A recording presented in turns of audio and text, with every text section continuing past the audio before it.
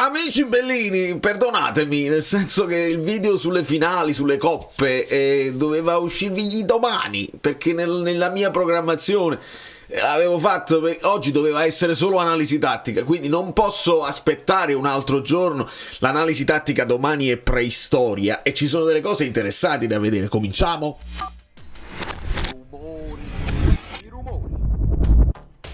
Allora, do il benvenuto ad Alberto Bambini, e c'erano tanti bambini allo stadio e voglio partire con una cosa importante, che è questa cosa qua, perché vergogna alla Lega, insomma, la Serie A non hanno ricordato Bruno Pizzul, non hanno fatto, per fortuna lo hanno fatto gli stadi, e il Napoli tra questi, con questo striscione, c'è un buco per la Rema, voce di un calcio che non c'è più. Ora potrei raccontarlo anche lassù, ciao Bruno, molto molto bello tutto allo stadio, con le coreografie che hanno coinvolto le due curve, anime e core, e poi ricordavano quel famoso ti amo, questo era un altro paio di maniche, ma insomma molto bene. Quindi lasciate un like perché Napoli ha risposto bene. Napoli tifo, anche Napoli calcio, per quanto riguarda specialmente il primo tempo, e andiamo a vedere dove poi sono successe un pochino, perché ci siamo messi paura, però fino a un certo punto,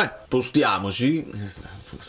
No, non è quello che, però anche. E partiamo come al solito dal calcio d'inizio, perché sto ascoltando un pochino di gente che continua a parlare di 3-5-2 e non sono al 100% d'accordo. Già dal calcio d'inizio si intravede una cosa: due linee da 4, i due attaccanti, quindi Raspadori, Lukaku lì, le due linee da 4 con McTominay esterno sinistro, il doppio play, diciamo, Gilmour, Lobotka e Politano accanto a loro, e in difesa proprio la linea 4 di Lorenzo, Rachmani, Buongiorno, Spinazzola. Quindi se vi devo dire un modulo e basta, vi direi, accennerei a un 4-4-2. Poi è chiaro che nello sviluppo dell'azione di Lorenzo, se lo vedi fare l'esterno aggiunto, se lo vedi giocare a centrocampo come fa quando è terzino, è chiaro che poi si sviluppa in un certo modo, ma lo vedremo con gli screenshot, quindi diamoci con calma. Resta valido il discorso del 4-3-3 asimmetrico, lo vedremo. Partiamo da un'azione codificata che dimostra il Napoli verticale, cioè che non palleggia troppo ma che va direttamente in avanti. La ricordate la pallata di Politano per Osimhen? Quella era una pallata a scavalcare, invece la nuova pallata di Politano è una pallata sul petto di Lukaku. Politano riceve da Rachmani al volo di prima, cioè va a cercare Lukaku, e vediamo Di Lorenzo in una sovrapposizione interna rispetto a Rachmani, si butta già nello spazio. Ora lo può fare da braccetto? Sì, lo potrebbe fare anche da braccetto, però è un movimento che gli abbiamo visto fare naturalmente molto spesso anche quando eravamo 4-3-3. La palla di Politano va su Lukaku e Lukaku la controlla molto bene, e qua vediamo il massimo l'espressione massima del Lukaku punta centrale boa, che si attira la marcatura, riceve il pallone, lo smista, con Di Lorenzo che ha continuato la corsa, Lukaku che trova il pallone e glielo ridà, e i movimenti senza palla di Raspadori, che diventa automaticamente prima punta quando Lukaku viene dentro, e McTominay che... Siamo una squadra bellissima, siamo una squadra fantastica, ma non vinciamo mai. Lo possiamo chiamare esterno sinistro, lo possiamo chiamare la mezzala sinistra di inserimento che va ad occupare quella zona, la famosa zona, chiamiamola zona Neres e non zona Kvara. Me le state mandando tutti quella cosa che lui prende il pallone in aria, lo so, basta, pensiamo a Neres che forse sta per tornare. È bravo Di Lorenzo a trovare Raspadori che incontra il pallone e questa volta ci prova tirandolo di prima, però la spara addosso a De Gea. C'era tanta porta, onestamente si potevano fare una serie di cose, però il pallone finirà proprio qui, dove De Gea l'ha tirato un gol, si può dire. Quando Conte ci dice che i moduli, sì, va benissimo, i numeretti, quello che volete voi, ma una cosa è quando offendi e una cosa è quando difendi, intende anche questo, le contrapposizioni uomo su uomo ma comunque zonali che fa il Napoli. Quando la Fiorentina costruisce da dietro o lancia dal portiere, vedete che Gilmour è qui, Lobotka sta seguendo, credo fosse Cataldi, Gilmour è lì a prendere Ranieri, Lukaku su Marì è un po' più distante, ma deputato a dar fastidio a Comuzzo era Raspadori. Quindi in questo caso vedete che manca quel McTominay offensivo, perché McTominay è quello un po' più alto che quando arriva la pallata a centrocampo può intervenire di testa, e infatti la prende e si sviluppa. In questo caso però vedete in offensiva con Napoli in possesso di palla, vedete come i due attaccanti sono molto vicini e si danno una mano. La differenza, ve lo ricordate Spalletti, la differenza dell'1 contro 1 del 3 contro 3, quando stai poi vicino si può creare grande difficoltà nelle difese avversarie. Qua McTominay porta palla in questa zona da mezzala, da esterno sinistro, e vedete Spinazzola qui, Gilmour qui che accompagna, e questa è l'azione che porterà poi al gol di Lukaku, perché McTominay va al tiro, Meret male, De Gea male in quel caso perché la respinge male, e Lukaku di tapin. Questo è il pericolo più grande che abbiamo corso nel primo tempo, spiovente di Fagiuoli, e qua Buongiorno perde un po' il contatto con Kean, avrebbe messo in teoria in fuorigioco, ma restano troppo alti, restano troppo bassi Spinazzola e credo sia Raspadori qui, non lo riconosco, ma comunque in questo caso la palla arriva a Kean, non riesce a intervenire, va a vuoto Meret, ma la spizzata di Kean finisce alta. Ma il Napoli ha tantissime altre occasioni per raddoppiare anche nel primo tempo. Questo tirone di Lorenzo che colpisce la traversa vicino l'incrocio dei pali. Guardate quanto è bello però l'attacco del Napoli full con tutti gli effettivi, Spinazzola, McTominay, Raspadori, Lukaku, qui c'è Politano, qui c'è Gilmour, c'è Lobotka, cioè stiamo tutti proiettati in attacco perché la voglia è non di segnare e chiudersi, e questo è importante, la voglia è di segnarne un altro, di chiudere la partita segnando un altro gol, non di essere sparagnini, non è la volontà, e a volte siamo costretti a abbassarci e chiudere perché poi magari l'avversario si prende il pallino, ma il Napoli voleva farne di più già nel primo tempo. Un'altra occasione capita sui piedi di Spinazzola, in questo caso prende bene l'angolo giusto, è bravo qua De Gea a bloccare di piede, molti interventi bassi di De Gea. E diciamolo che Spinazzola, abbiamo avuto il dubbio per qualche giornata, ora non sappiamo, però credo che Olivera sia completamente recuperato, ma finché c'è Spinazzola in questo stato di forma Conte sembra preferirlo. Spinazzola ti garantisce anche un po' più di qualità, quando ti devi fare tutta la fascia, la occupa tutta la fascia, mentre Olivera, lo sapete, è un pochino più conservatore nel suo gioco e quindi Conte sta preferendo Spinazzola. Qui la cicca un pochino McTominay, si è incrociato forse, però quante volte l'abbiamo visto fatto da chiunque, da qualunque giocatore. McTominay, c'è veramente poco da dire. Tra l'altro ha chiuso la partita con il 100% di passaggi riusciti, non ne fa molti, ne fa tipo 25-26, ma tutti riusciti, e ricordiamo che non stava nemmeno al meglio, e monitoriamo le sue condizioni, perché adesso già si sta parlando, convocato con la nazionale perché arriva la sosta di cui siamo tutti terrorizzati, e speriamo bene. Prima di andare al secondo tempo volevo ringraziare il mio amico segreto che mi fa avere qualche foto in esclusiva. Questo è uno degli episodi contestati, io l'ho rivisto più volte, il rigore ci sta tutto, ne ho visti di più clamorosi onestamente, però quando hai anche delle foto ad alta qualità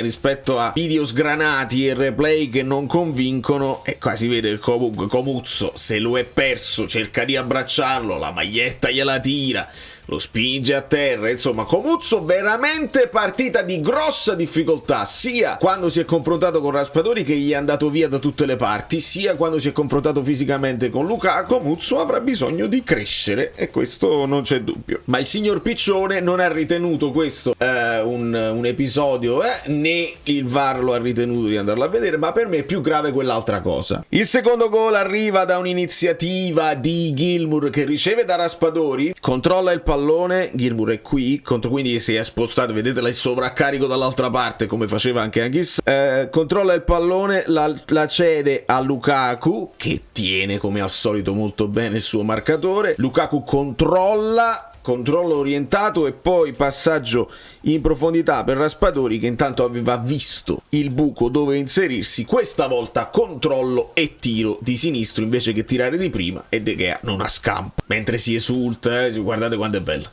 Dopodiché il gol della Fiorentina, è successo qualcosa di strano, perché c'è un Rrahmani un po' alto, non in linea con il resto dei difensori, che è uscito a prendere in quella zona, io credo sia Cataldi, quindi non capirei, anche perché dove sei costretto a lasciare la linea è quando Gudmundsson viene dentro. Gudmundsson in questo caso è qui, va nella zona di Lobotka, ma la Fiorentina fa il rinterzo, nel senso Pongracic, entrato poi nella ripresa, verticalizza su un Kean che non si vede qui, che è preso da Buongiorno, che fa un colpo di tacco bellissimo, ridando poi il pallone in zona Gudmundsson.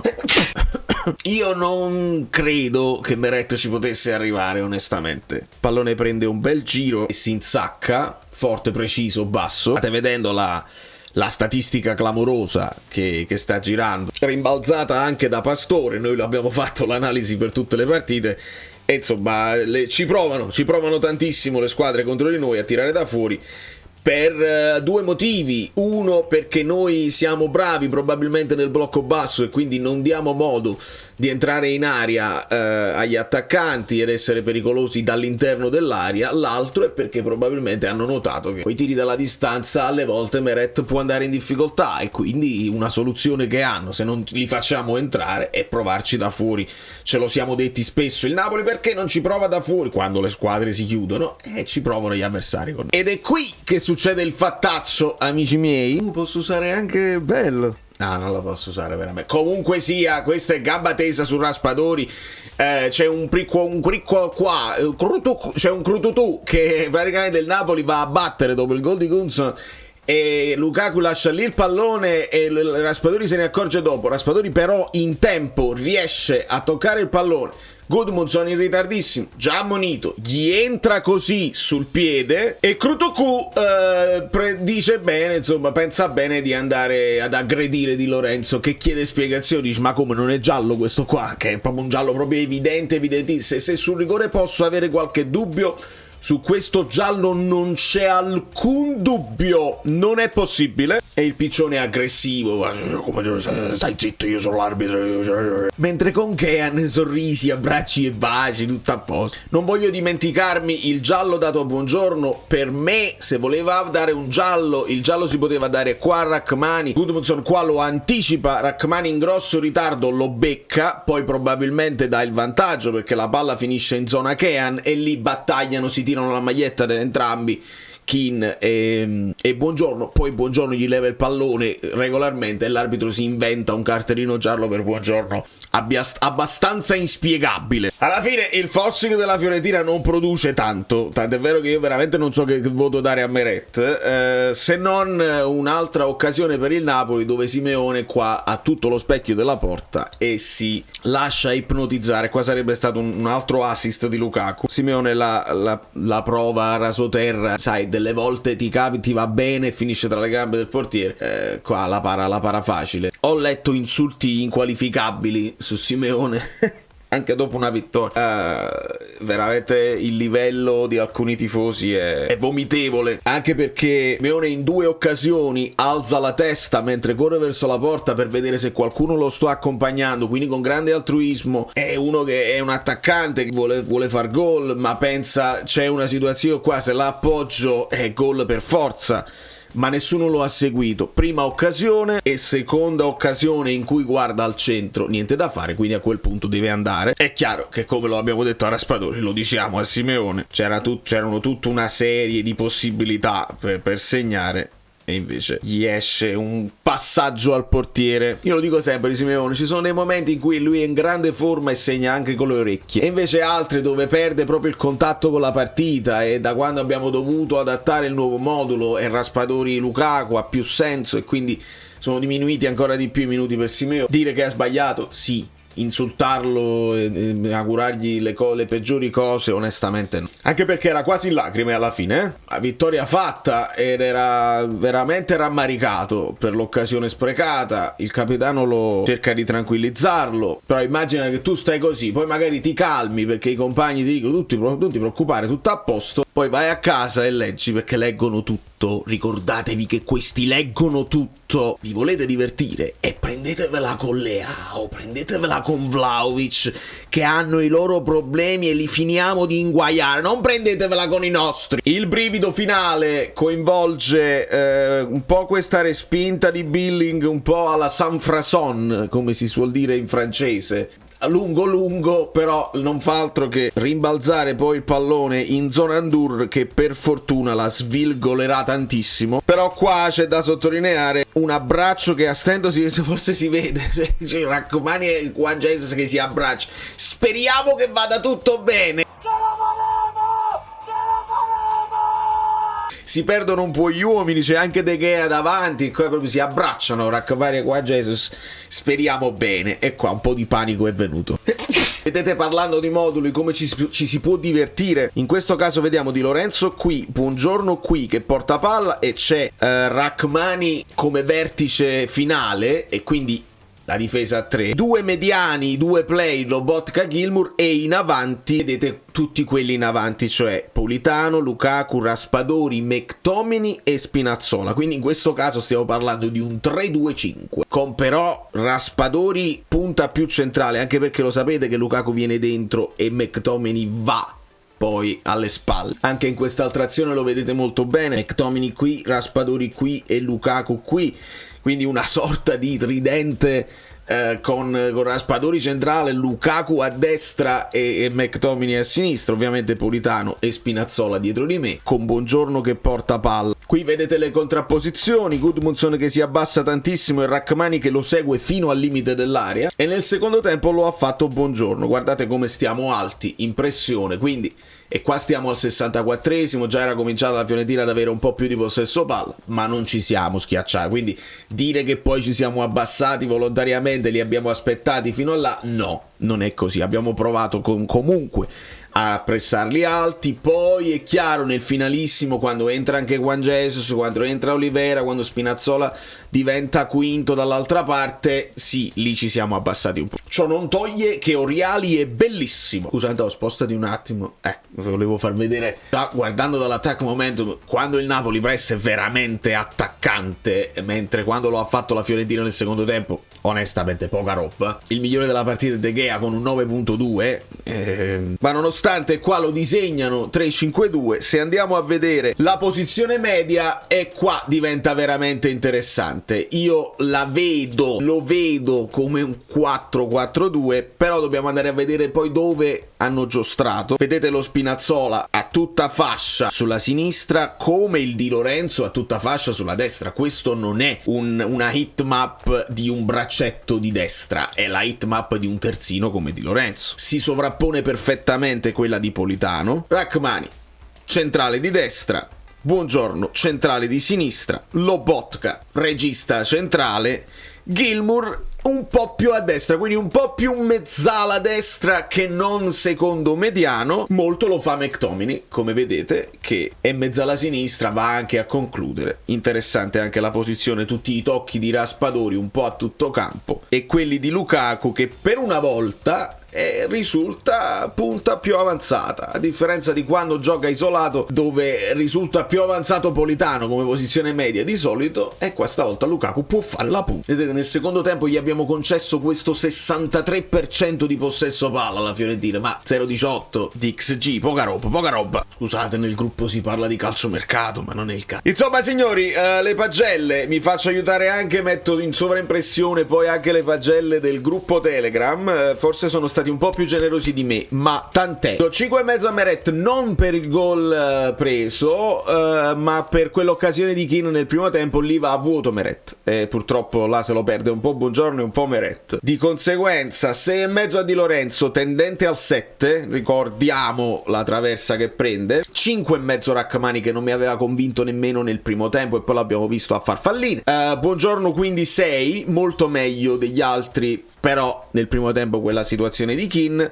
6,5 Spinazzola molto molto bene, e sta facendo queste partite un po' a tutto campo, sa accentrarsi, sa andare fino in fondo, molto molto bene Spinazzola, come molto molto bene Gilmour, che sta interpretando questa situazione da mezzala e secondo play veramente alla grande. Bene, Lobotka un po' meno preciso del solito, questa volta il più preciso è stato McTominay, quindi 6,5 Gilmour, 6,5 Lobotka, 7 McTominay, perché scocca il tiro da questa posizione dove poi Lukaku sblocca la partita.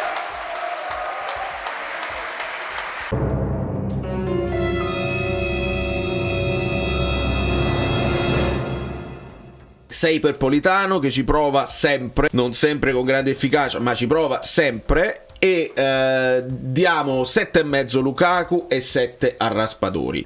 Non me la sento onestamente di dare voti agli altri, quelli che poi entrano, cioè Billing, Olivera, Simeone, Juan Jesus, perché poi siamo nel momento della grande pericolosità, e quindi lascio in sovraimpressione i voti della community per quanto riguarda i panchinari. Mamma mia, è venuto più lungo di una live. Voi lasciate il like, questo video vi arriva probabilmente in serale, probabilmente questo video ve lo vedete domani, ve lo siete visti oggi, cioè che è domani, cioè il giorno dopo, non lo so se esce un altro video, se c'è qualcosa di cui parlare. Ci sta la situazione degli infortuni, il recupero di Neres, di McTominay, dobbiamo capire, insomma ci saranno cose da dire, quindi iscrivetevi al canale con fiducia, cliccate pure sulla campanella e non vi preoccupate, perché c'è un percorso da viverci e dobbiamo fare un'analisi anche approfondita di quelle che sono le nostre avversarie. Da New York, Valerio Fluido è tutto. Grazie per tutto il vostro supporto.